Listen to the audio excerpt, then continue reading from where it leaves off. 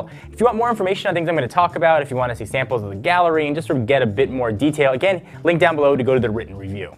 We tested the Wi-Fi only models by doing this review in both white and black, which there will be a difference, as you'll see later on. LTE models are also available.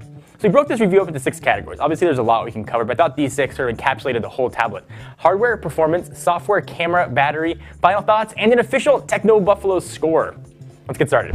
So first, we notice a pretty big difference between the white and the black models offered by HTC. The white model is certainly a bit more premium looking and feeling of the two devices, offering sleek metal edges and a smooth, though definitely not soft touch black panel. The black model, on the other hand, though, offers the same metal edges, but they aren't as prominent or shiny, and the soft touch material grabs fingerprints like you would not believe. Also, if you push the HTC logo, and this is on both tablets, it definitely depresses a little bit. You can sort of feel it moving. Just not as solid build quality as we're used to from HTC. The screen is an 8.9-inch QXGA, which means it's got a 2048 by 1536 pixel display. It's got a kind of unique 4:3 aspect ratio, which I really ended up liking. The sharpness is solid, but in general, Todd and I kind of agreed the display is far from the best on the market. And while we're talking about screens, one thing to keep in mind, there is a decent amount of screen bleed here, and it's very apparent when you're turning the device on. You see the Android boot logo, you can see the bleeding in from the top and the bottom. So bear that in mind. The screens aren't as sharp as what you might find on the Samsung Galaxy Tab S product line, which offers, in our opinion, some of the best screens on the market, and just didn't give the same sort of wow factor to the screen such as sharp resolution often does. But I did mention the screen is very sharp, and that was appreciated in certain areas, like when I'm reading a book or a magazine, something that you might pick up from Google Play. The text comes through really nice and crisp and helps alleviate the strain on the eyes. It also gets really nice and bright, which I like. I like my screens big and bright. The screen is flanked by 2 front-facing HTC Boom sound speakers. A deep dive by the iFixit folks discovered that these are the same ones used in the Desire A10 instead of the more high-end speakers found in the HTC One M8.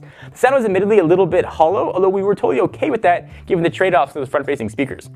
Moving around the device, you'll find a micro USB charging port on the bottom, 2 volume buttons, and a power button on the right side, which also kind of felt a bit cheap and hard to reach, and a 3.5mm headset jack on the top. There's a 1.6 megapixel camera in the top bezel, right smack in the middle, and an 8 megapixel camera on the back of the tablet with a single LED flash. The camera does stick out a little bit, which kind of looks funny, but it's angled, so it doesn't sort of affect how the tablet sits on the table. We'll talk much more about the cameras later. All right, next let's move on to performance. We already know NVIDIA's Tegra K1 is a beast. The NVIDIA Shield Tab blazes and capable of playing console quality games, and the same chip is hiding inside the Nexus 9. Google doesn't really show off its prowess, however, and it's something all developers have a chance to do as apps take advantage of that just ridiculous power. So on the software side as well, you notice that Android 5.0 Lollipop flies. Everything is blazingly fast. We opened up the task switcher, and with about 20 apps open, flipped through them as if it was just nothing. Had no issue at all. It's pretty impressive how far Android has come, how smooth Android now runs, and how first-class Android feels on this processor. We had some issues with choppy games on Nexus 9 though. An update from Google helped fix that just a little bit. I suspect though this is mostly a software problem and will be fixed more over time, particularly since we know the K1 is designed to absolutely crush games. But I know you guys love raw numbers, so let me give you some specs. Nexus 9 notched up a score of 10,843 in Quadrant and 33,993 in Antutu. So pick that for whatever it's worth. So more on the software. Nexus 9's hardware and Lollipop are a match made in absolute heaven. Lollipop runs and looks gorgeous. We've already gone into pretty deep dives with Android discussing the changes and new features in Lollipop, so check out those articles as well, which we'll link right down below. In general though, you'll find that Android 5.0 is by far the best and most advanced version of Android ever, and kind of why shouldn't it be, right? It's the newest one. Everything has been refreshed with a brand new material design that creates a much more aesthetically pleasing UI. There are small touches here and there, and I really like the light animations that make the whole operating system feel so much more smooth. It's just incredible how far Android on a tablet has come from Honeycomb, which was really not very good. Multitasking is way more fluid, as we already discussed earlier, and I really like the spacious and clean keyboard layout. It supports multiple users, increased encryption, and way more.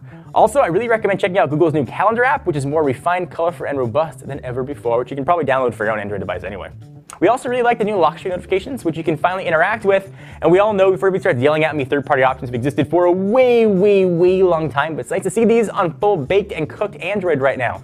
On that same note though, the double tap to wake function is another welcome feature we've seen on other high-end flagship devices, LG G3. It's convenient when you want to quickly check a notification without having to sort of dig around for that power button. It's kind of hidden on the side. So this struck me as super weird. There are some software oddities living inside of Lollipop. So Gmail now supports all email accounts, which is great, but Google still includes their default email application. I like unified inboxes, so I always use that default email app, and I didn't use Gmail. So I was excited. I saw the application, I opened it up, and all it does is prompt me to open up Gmail. That's it. That's all the app does, is say you should open up Gmail. Why even put it on there? I found that very strange. So overall, Todd and I agree that Android has certainly caught up, if not surpassed, the visual beauty of iOS on a tablet. Whereas once kind of clunky looking, it's now much more refined and an absolute pleasure to use. So first, let me just say I loathe using the camera on a tablet. Let me just get that out there in full disclosure. But if you're that type of person that likes a gigantic viewfinder, you will not be very disappointed, although the people looking at you shooting pictures might be. It takes pretty good pictures. If you want to see more samples of how it looks, hit the link down below to our full review. We'll have plenty of samples up there. Suffice to say, if you want to take pictures, it's going to be fine. It's not going to blow you away. But want to take a quick picture of your kid scooting around, it'll do the job. Let's next talk about battery. The 6700 milliamp hour battery is pretty solid. In regular usage, I easily got 4 days. Regular usage is different for everybody. For me, usually watching about an hour to 2 hours of HD video on YouTube, generally browsing the web, sending email. I've got 2 accounts being pulled down all the time. Easily got sort of full 4 days. I probably could have gotten even longer. Really where the objective test comes in, we ran HD video playing on this guy. We were able to get 9 hours. And that was with all the wireless stuff turned off and brightness at about 50%. It's about 20 to 30 minutes for what Google claims, but if I adjust that brightness, I probably could have pushed it. So you can easily get through a full flight and watch 2 or 3 movies and still have a little bit of battery left to tell your parents that you got home. So what's the verdict on the Nexus 9? If you couldn't tell, I kind of like it. It's a fantastic little tablet. I dig the size. For me, it's kind of in between the size of what you get with an iPad mini versus a full-size tablet, and I really like the 4:3 aspect ratio. The software is obviously the highlight here, and Lollipop is an absolute treat, although I'm not the biggest fan of the front-facing speaker. Battery life and overall smooth performance, though, really sort of made up for that. The display isn't perfect. There are way better ones out there, but it's not a complete deal breaker here at all. Additionally, the area of the back that depresses when touched doesn't really scream premium. The HD usually been known for over the past few years. The white model simply looks better than the black one, and I don't usually say that often, sort of pick a color, but if you're trying to pick which device to get, I would definitely opt for the white one, although it's obviously going to come down to personal taste.